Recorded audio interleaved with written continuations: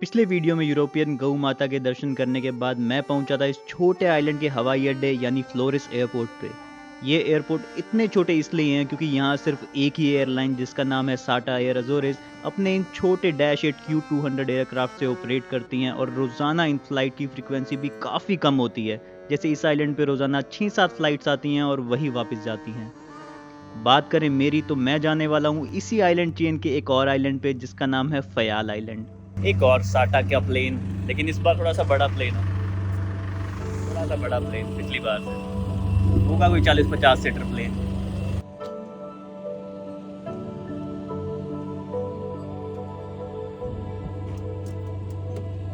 इतनी गर्मी है कि अभी ब्रीफिंग चल रही है। इस ब्रीफिंग में इन्होंने बोला कि भाई कोई भी फ़ोन यूज़ मत करो, लेकिन बंदे लगे हुए हैं सब हाथ से पंखा करने में। मैं भी कर लेता हूँ। बहुत गर्मी है भाई। अब एक आइलैंड से दूसरे आइलैंड पे जाने के लिए कोई और तरीका ना होने की वजह से सिर्फ एक यही रास्ता बचता है और इसलिए अब इस एयरलाइन का सफ़र एक सरकारी रोडवेज बस के सफ़र के जैसे लगने लगा है। अच्छा, साथ ही अटलांटिक ओशन के बीचों बीच में इन आइलैंड्स की लोकेशन होने की वजह से यहाँ ह्यूमिडिटी यानी कि उमस काफ़ी ज़्यादा होती है। इसी वजह से सभी यात्रियों ने अपने आप को ठंडा रखने के लिए कोई ना कोई उपाय ढूंढ ही लिया था। और फिर राहत की सांस और खूबसूरत नज़ारे मिलते हैं जब ये छोटू हवाई जहाज हवा में उड़ान भरता है।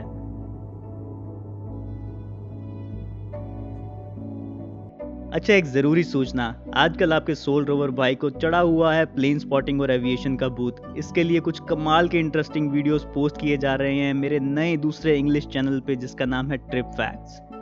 साथ ही इस चैनल पे आपको मिलेगी काफ़ी महत्वपूर्ण ट्रैवल जानकारी प्रॉपर फैक्ट चेक के साथ ही काफ़ी कंटेंट ऐसा भी होता है जो मैं इस चैनल पे पोस्ट नहीं कर पाता, तो वो मैं पोस्ट करने वाला हूँ दूसरे चैनल पे। इस चैनल का लिंक मिलेगा आपको डिस्क्रिप्शन और पिन कमेंट दोनों ही जगह पे। तो प्यार दिखाओ थोड़ा दूसरे चैनल पे भी और सब्सक्राइब का बटन दबाओ। अब वापस आते हैं आज के सफ़र पे। आज का सफ़र लगभग 30 मिनट का ही था और ये नन्हा प्लेन आके लैंड करता है फयाल आइलैंड के हॉर्ता एयरपोर्ट पे।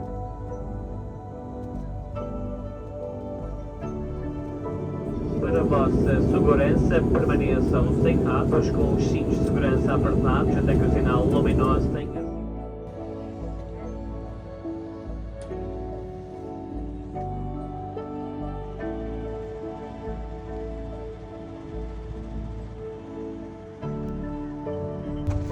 ऐसे खेतों के बीच में ये एयरपोर्ट बनाया हुआ है। बाकी ये एयरपोर्ट कुछ जाना पहचाना लग रहा होगा क्योंकि आज से ठीक एक हफ़्ता पहले भाई यहीं पे था, लेकिन उस टाइम पे सिर्फ मैं ट्रांजिट कर रहा था और मैंने आपको बोला था कि यहाँ पे मैं वापस ज़रूर आऊँगा क्योंकि यहाँ पे कुछ खास चीज़ें हैं जो मैं आपको दिखाना चाहता हूँ और उसी के लिए ही अब टाइम निकाल के वापस पहुँच गया हूँ इस एयरपोर्ट पे, इस आइलैंड पे। इसका नाम है फयाल, एयरपोर्ट का नाम है हॉर्ता एयरपोर्ट।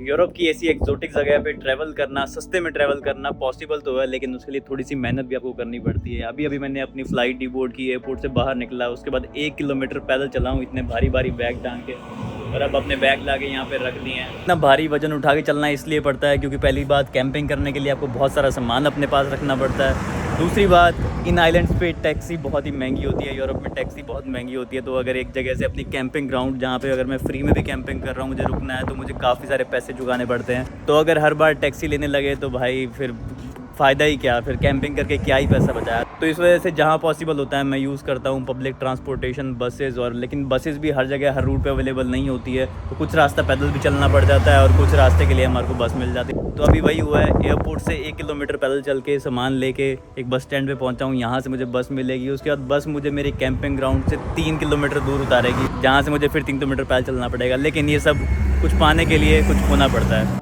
क्या करें। अच्छा, पब्लिक ट्रांसपोर्ट इस्तेमाल करके पैसे बचते हैं वो समझ आया, टाइम बर्बाद होता है वो भी समझ आया, लेकिन साथ ही यूरोप की बस में कंट्री साइड ट्रैवल करते हुए जो इन बड़ी बड़ी खिड़कियों से नज़ारे मिलते हैं ना, उनका कोई मोल नहीं है। ये 2 यूरो की बस यात्रा ने मुझे ये आइलैंड बेहद अच्छे तरीके से दिखाया। साथ ही ये समझ आया कि यूरोपियाई आइलैंड पे लोकल लोग ज़्यादातर इधर उधर जाने के लिए अपनी कार का ही इस्तेमाल करते हैं। तभी करके ज़्यादातर इन बसेस में ट्रैवल करते हुए या तो मैं अकेला सवारी होता हूँ या फिर कोई इक्का दुक्का पैसेंजर थोड़ी देर के लिए साथ देने के लिए आ जाते हैं। एनीवेज, सवारियों से मुझे तो कोई खासा फ़र्क पड़ता नहीं है, अपने को नज़ारे फर्स्ट क्लास मिलने चाहिए बस। कुछ देर की इस खूबसूरत यात्रा के बाद मैं फाइनली आ पहुंचता हूं मेरी कैंपिंग साइट के पास वाले बस स्टॉप पे। ये घर देख लो कितना प्यारा लग रहा है, मस्त अपना पत्तों से कवर हुआ।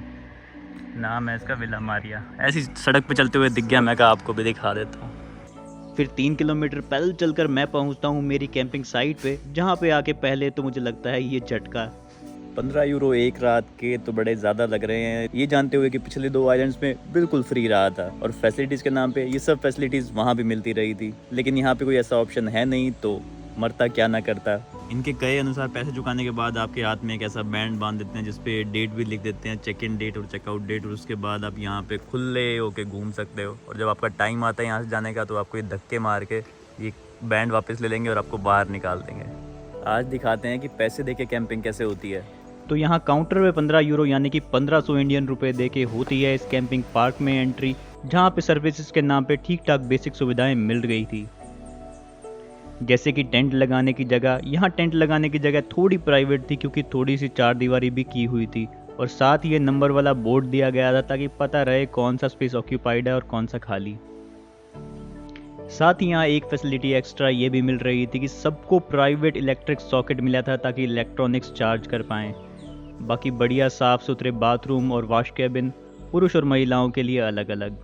इसके साथ ही बर्तन और कपड़े धोने की जगह, बियर या कॉफ़ी पीने के लिए पार्क में ही एक बार या जिसको कहो कॉफ़ी शॉप, और अटलांटिक ओशन का नज़ारा लेते हुए एक ग्रिलिंग स्टेशन जहाँ पे आपका अपना भाई सोल रोवर कुछ देसी पकाने की तैयारी कर रहा था।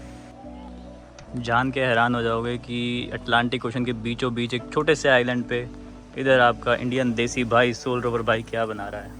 लगा पता नहीं समझ आया तो ये बन रहा है यहाँ पे लिज्जत पापड़ बन रहे हैं, वो भी लिखा हुआ हिंदी में, यूरोप के बीचों बीच।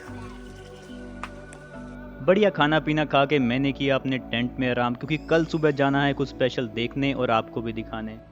ये स्पेशल जगह आपको देखने मिलेगी नेक्स्ट वीडियो में। इस वीडियो में फ़िलहाल के लिए इतना ही, बाकी फिर से मुलाकात हो ही जाएगी नेक्स्ट वीडियो में। तब तक के लिए take care, bye bye, sayonara.